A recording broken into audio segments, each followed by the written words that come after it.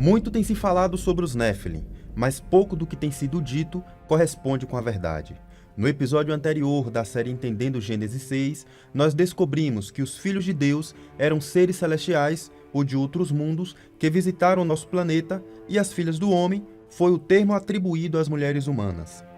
Vimos que, segundo as Escrituras Sagradas, estes seres celestiais se rebelaram contra o Criador e decidiram gerar filhos a partir das mulheres humanas. E também chegamos à conclusão de que os Néfilins não foram os seres que mantiveram relações com as filhas do homem, assim como também não podiam ser os seres gerados a partir daquela relação.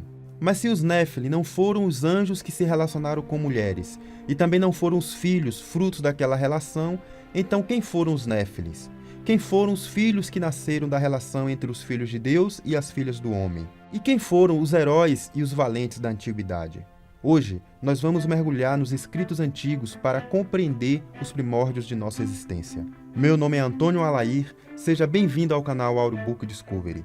Se você está aqui pela primeira vez, já quero pedir que você se inscreva no canal e ative o sino de notificações para receber todas as nossas postagens. E não deixe de curtir e compartilhar esse vídeo para os seus amigos.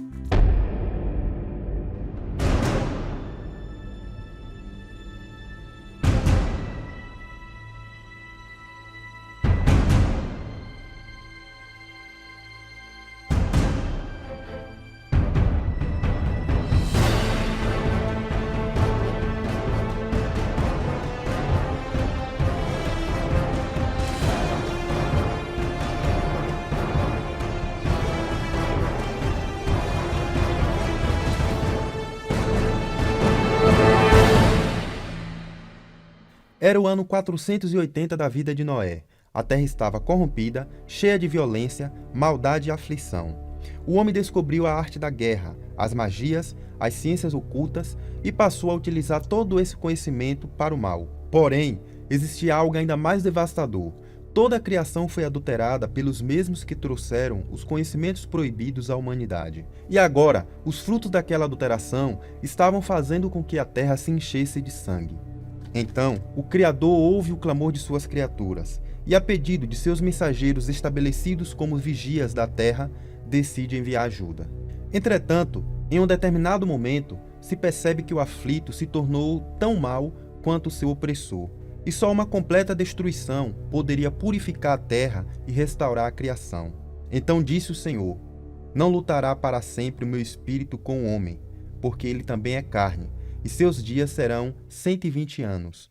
No texto de Êxodo 6:3, o Eterno declarou que em 120 anos toda a humanidade seria destruída e a terra purificada.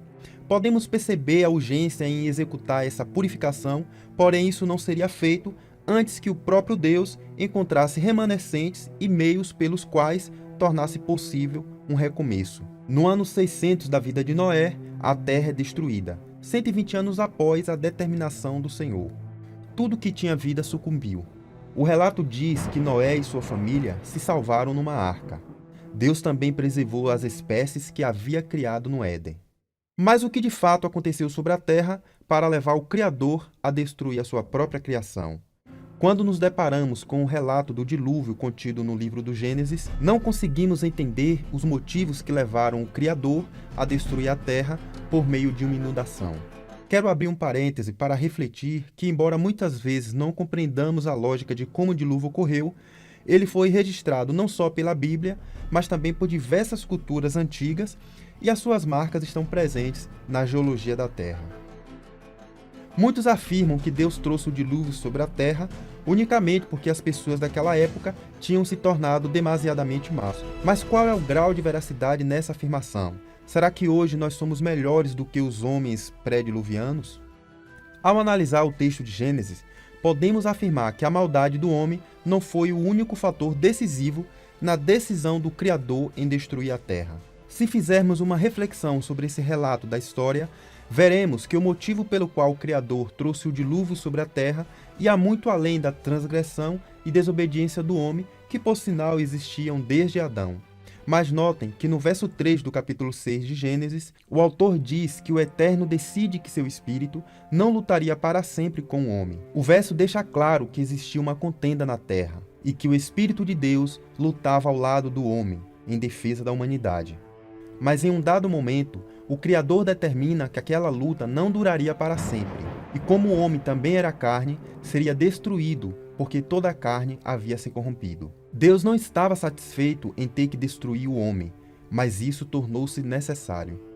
Então, por que a destruição da terra se tornou necessária?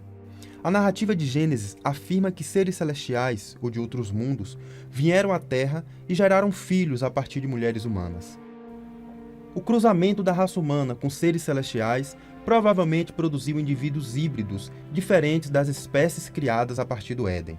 A relação entre os mensageiros e as mulheres alterou a constituição original da raça humana e passou a colocar em risco toda a criação.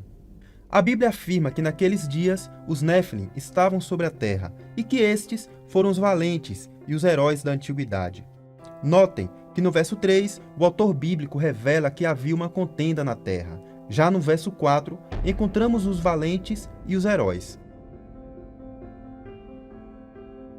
O sistema religioso utilizado como pilar do imperialismo econômico tem desde sempre tentado obscurecer as verdades eternas.